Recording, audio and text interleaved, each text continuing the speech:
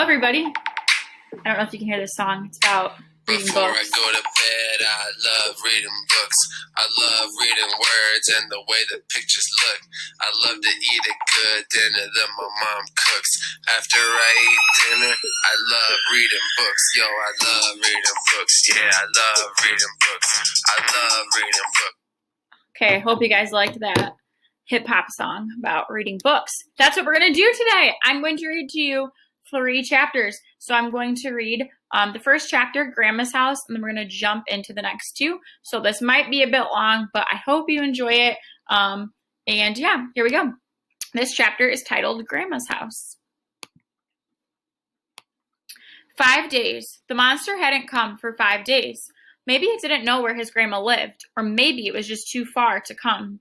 She didn't have much of a yard anyway, even though her house was way bigger than Connor and his mom's. She'd crammed her backyard with sheds and a stone pond and a wood-paneled office that she had installed across the back half, where she did most of her real estate agent work, a job so boring Connor never listened past the first sentence of her description of it. Everything else was just brick paths and flowers in pots. No room for a tree at all. It didn't even have grass.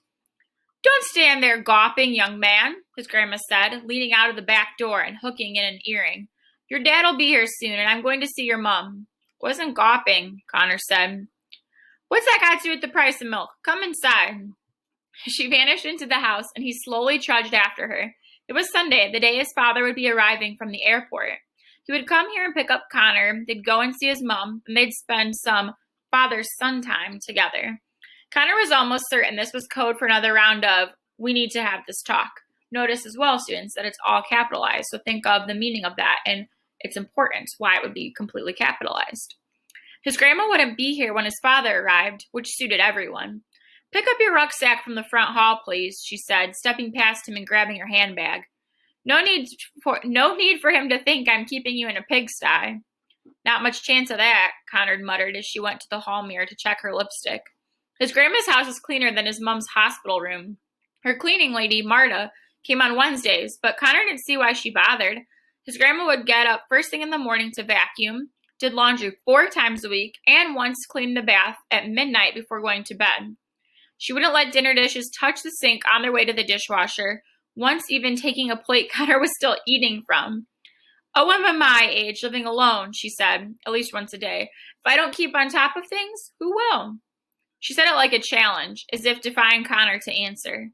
She drove him to school, and he got there early every single day, even though it was a 45-minute drive. She was also waiting for him every day after school when he left, taking them both straight to the hospital to see his mom. They'd stay for an hour or so, less if his mom was too tired to talk, which had happened twice out of the previous 5 days, and then go to his home to his grandma's house, where she'd make him do his homework while she ordered whatever takeaway they hadn't already eaten so far.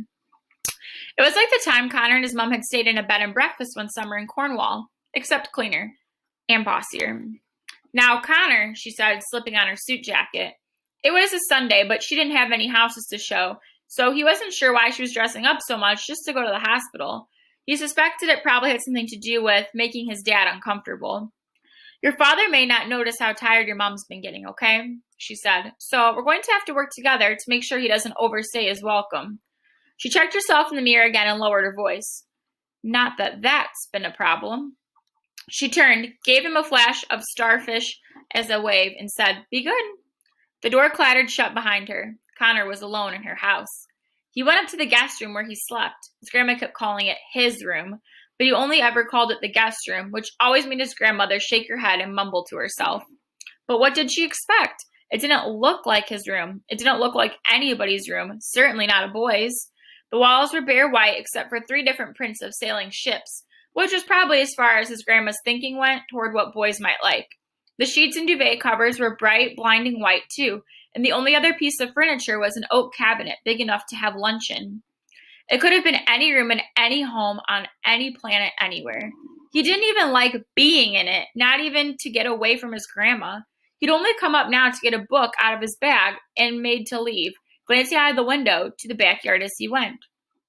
Still just stone paths and sheds in the office, nothing looking back at him at all.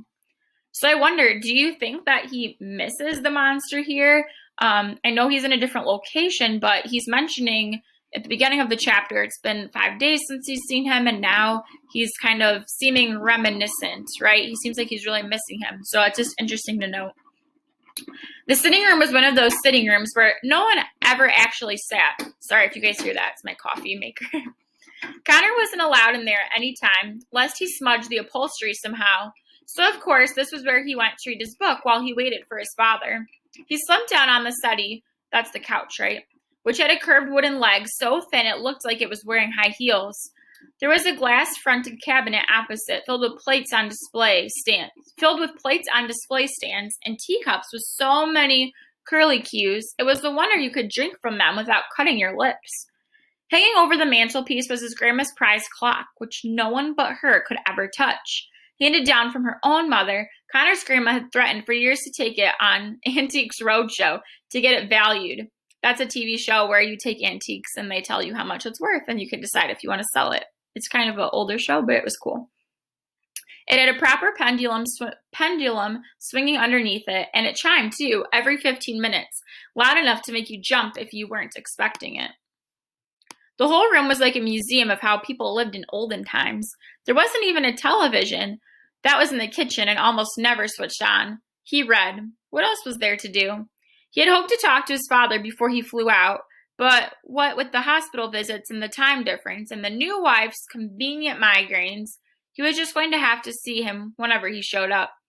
Whatever that would be. Connor looked at the pendulum clock. 12:42, it said. It would chime in 3 minutes. 3 empty, quiet minutes. He realized he was actually nervous. It had been a long time since he'd seen his father in person and not just on Skype. Would he look different? Would Connor look different? And then there were the other questions. Why was he coming now? His mom didn't look great, looked even worse after 5 days in the hospital, but she was still hopeful about the new medicine she was being given. Christmas was still months away, and Connor's birthday was already past, so why now? And again, we remember him asking his mom in the previous chapter if everything was okay with her, and he said, Mom, you can tell me if something's going on. And in class, a lot of us stated that we felt like the mom wasn't giving Connor the full story or telling him his whole truth, right? So it's interesting that Connor's still questioning his father's visit. He looked at the floor, the center of which was covered in a very expensive, very old-looking oval rug. He reached down and lifted up an edge of it, looking at the polished boards beneath. There was a knot in one of them. He ran his fingers over it, but the board was so old and smooth, you couldn't tell the difference between the knot and the rest of it. Are you in there? Connor whispered. He jumped as the doorbell went. He scrambled up and out of the sitting room, feeling more excited than he thought he would. He opened the front door. There was his father, looking totally different, but exactly the same. Hey, son, his dad said, his voice bending in that weird way that America had started to shape it. Connor smiled wider than he had for at least a year. Aww. So when he asks, are you in there, who do you think Connor is referencing, right? When he's asking. So if we remember, there was the sapling, the tree sapling, right, that was growing out of his bedroom floor. So maybe, again, another mention of the tree. He supposedly hates this monster, but now he's asked 3 times for him, right? Remember, fairy tales have that pattern of 3. So it's cool that we're seeing these things kind of form. I'm going to read the next chapter in the next video. I know these are going to be lots of videos, but I don't want to make them super long. So hold tight and I will read to you the chapter titled Champ. Thanks, guys.